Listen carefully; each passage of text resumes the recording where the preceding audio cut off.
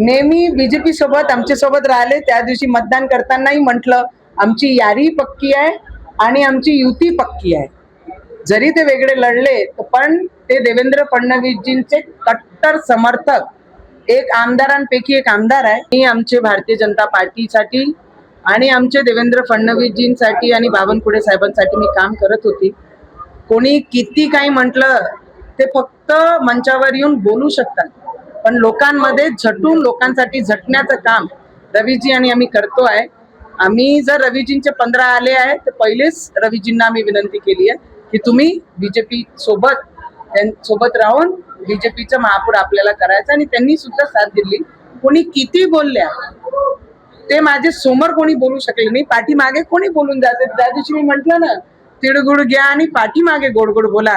हा जेन्युन आहे, सगळ्यांसोबत सगळ्यांच्या जीवनामध्ये होत असते.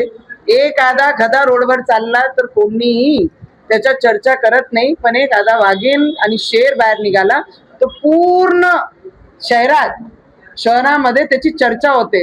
तर मला वाटतं आमची चर्चा होणं याचं प्रमाणच आहे की आम्ही लोकांसाठी झटतो, आणि शेरला स्वतःच्या तोंडाने म्हटलं नाही पाहिजे की आम्ही शेर आणि वाघीण आहे.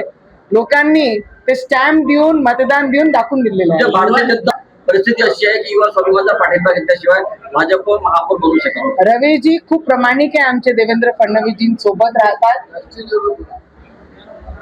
आमचे नेहमी बीजेपी सोबत आमच्या सोबत राहिले, त्या दिवशी मतदान करतानाही म्हटलं आमची यारी पक्की आहे आणि आमची युती पक्की आहे. जरी ते वेगळे लढले पण ते देवेंद्र फडणवीसजींचे कट्टर समर्थक एक आमदारांपैकी एक आमदार आहे.